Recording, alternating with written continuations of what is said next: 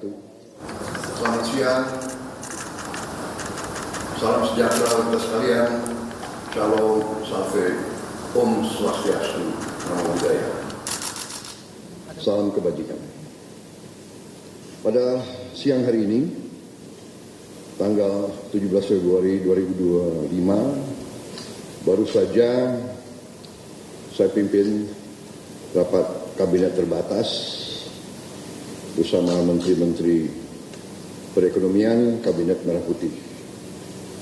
Kita telah membahas perkembangan ekonomi, saya diberi update, saya diberi laporan perkembangan oleh Menteri Perekonomian. Saya sangat gembira bahwa perekonomian kita terkendali, inflasi kita salah satu terendah saat ini. Perekonomian, saya sangat gembira bahwa perekonomian kita terkendali, inflasi kita salah satu terendah saat ini di dunia. Pertumbuhan kita juga diperkirakan tetap di atas rata-rata dunia. Hampir semua sektor berjalan dengan terkendali, walaupun perkembangan geopolitik dunia penuh ketidakpastian.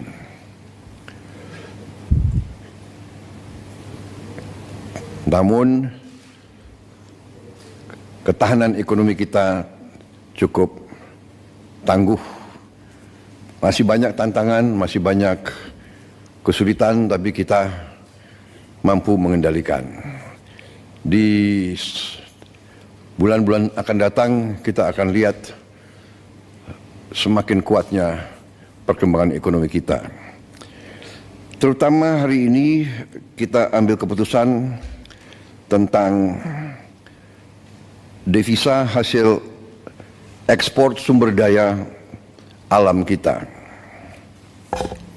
Pemanfaatan sumber daya alam Indonesia harus dioptimalkan untuk kemakmuran bangsa dan rakyat, baik melalui pembiayaan pembangunan, perputaran uang di dalam negeri, peningkatan cadangan devisa, stabilitas nilai tukar. Selama ini dana devisa hasil ekspor kita, terutama dari sumber daya alam, banyak disimpan di luar negeri, di bank-bank luar negeri.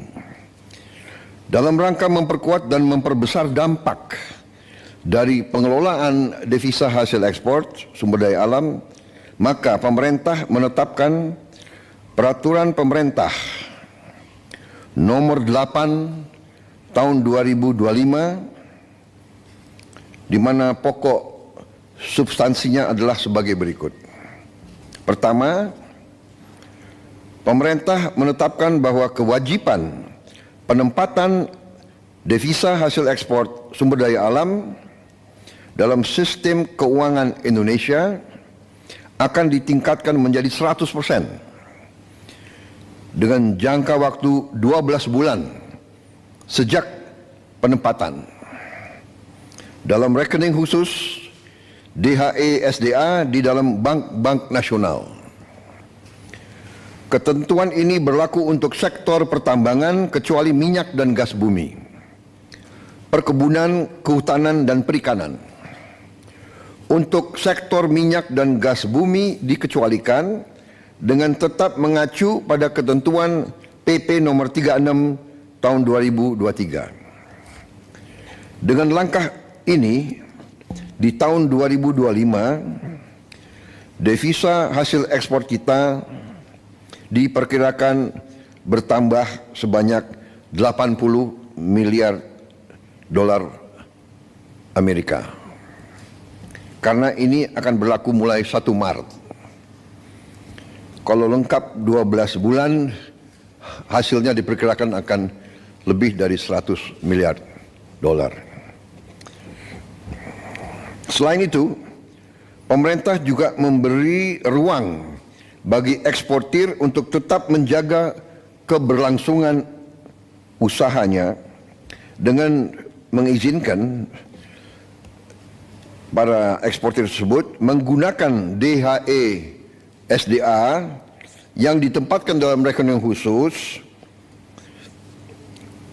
untuk penggunaan sebagai berikut. 1. Penukaran ke rupiah di bank yang sama untuk menjalankan kegiatan operasional dan menjaga keberlangsungan usahanya.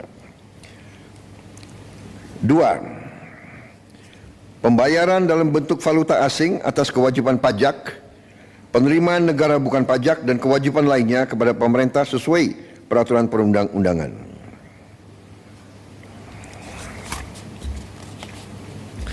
3. Pembayaran dividen dalam bentuk valuta asing. 4.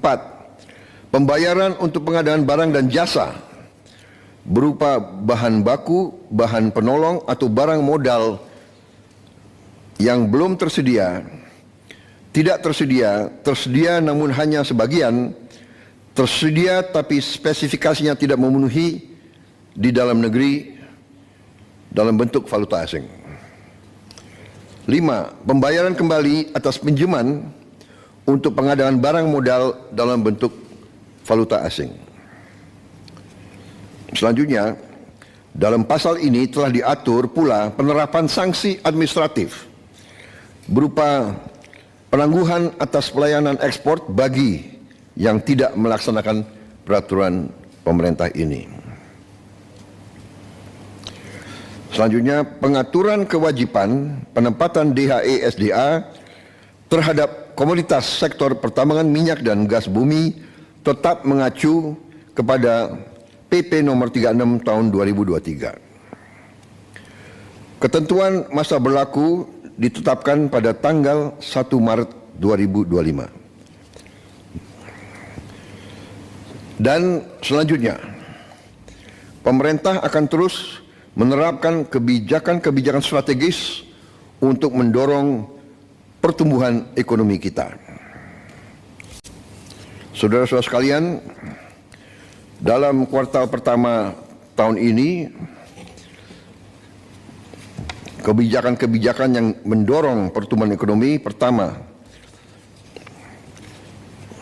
hasil kebijakan kenaikan OMP 2024.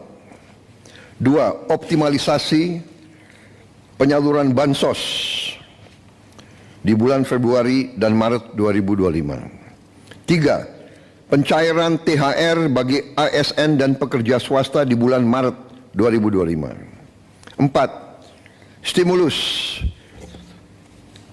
pada bulan Ramadan, yaitu A. Diskon harga tiket pesawat, B. Diskon tarif tol, C. Program diskon belanja, D. Program pariwisata mudik lebaran, E. Stabilitas harga pangan. 5. Paket stimulus ekonomi. A.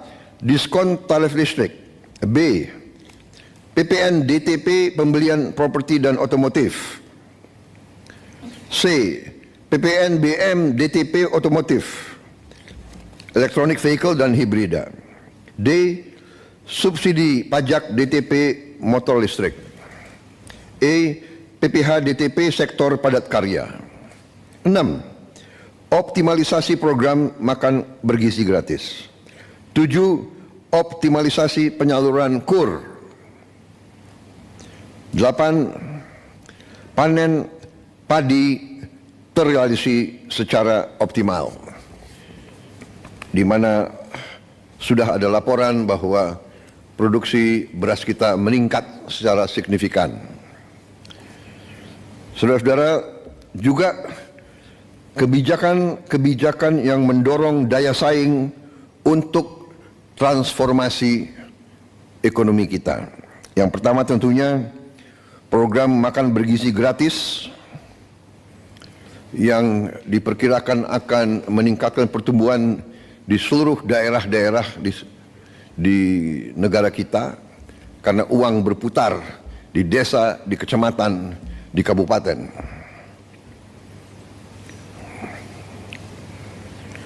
Dua, program ketahanan pangan dan energi berjalan terus.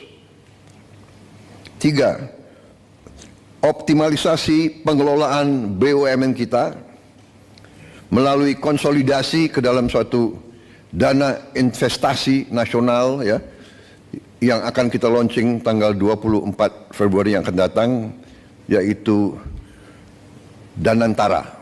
Ya. Danantara adalah konsolidasi semua kekuatan ekonomi kita yang ada di pengelolaan BUMN. Itu nanti akan dikelola dan kita beri nama Danantara, Daya Anagata Nusantara. Daya artinya energi, kekuatan, Anagata masa depan, Nusantara tanah air kita. Jadi artinya Danantara ini kekuatan ekonomi, dana investasi yang merupakan energi, kekuatan masa depan Indonesia. Kekayaan negara dikelola, dihemat untuk anak dan cucu kita. 4. Kebijakan FLPP untuk melaksanakan program 3 juta rumah murah. Pengendalian inflasi. 5. Pembangunan kawasan industri dan KEK. 7. Revisi PP 5 tahun 2021 untuk kemudahan berusaha. 8. Keberlanjutan tax holiday dan tax allowance untuk menjaga iklim investasi. 9. Tadi yang sudah kita umumkan kebijakan tentang DHE SDA. 10. Kita akan bentuk bank emas. Jadi selama ini kita tidak punya bank untuk emas kita. Tidak ada di Indonesia. Jadi emas kita banyak ditambang dan mengalir ke luar negeri. Kita ingin sekarang punya bank khusus untuk emas di Indonesia. Insya Allah kita akan resmikan tanggal 26 Februari. Ini saya kira pertama kali ya di Republik kita. Kita terus akan perbaiki penghapusan buku tagih utang macet bagi UMKM. Tentunya juga ada kebijakan internasional kita, yaitu bahwa Indonesia bergabung ke BRICS. Sudah dinyatakan bahwa kita diterima di BRICS. Ya, ini sedang prosesnya, transisinya sedang berjalan. Kita juga akan menyelesaikan perjanjian SEPA, singkatan SEPA, Comprehensive Economic Partnership Agreement. Intinya adalah semacam free trade, ya, free trade area, saling menurunkan tarif bagi barang-barang kedua pihak. Kemudian kita juga menjalankan terus pendaftaran kita ke OECD. Yang terakhir, kita juga ingin secepatnya menyelesaikan kerjasama Indonesia kita, Uni Eropa, SEPA juga, Comprehensive Economic Partnership Agreement. Jadi saudara-saudara, demikian hasil daripada ratas hari ini. Padahal ini adalah pekerjaan berminggu-minggu yang dilaksanakan oleh Menko dan semua menteri, dan kita bahas sebetulnya sudah berkali-kali, tapi hari ini kita rangkumkan dan kita putuskan, dan sudah saya tanda tangan peraturan pemerintah tersebut nomor 8 tahun 2025, dan hari ini kita umumkan ke publik. Saya kira demikian, saudara-saudara. Kita bersyukur kita bisa memberi yang terbaik kepada bangsa dan rakyat. Kesulitan pasti ada, hambatan pasti ada, tantangan pasti ada, tapi dengan kerjasama yang baik di antara semua pihak, dengan niat yang tulus, dengan orientasi kita hanya kepada kepentingan bangsa dan rakyat, dan berpegang teguh kepada Undang-Undang Dasar 1945, insya Allah kita akan mencapai keberhasilan. Kita akan menjadi semakin kuat di bulan-bulan dan tahun-tahun mendatang. Terima kasih. Wassalamualaikum warahmatullahi wabarakatuh. Salam sejahtera bagi kita sekalian. Om Santi Santi Santi Om. Namo Buddhaya. Selesai. Terima kasih.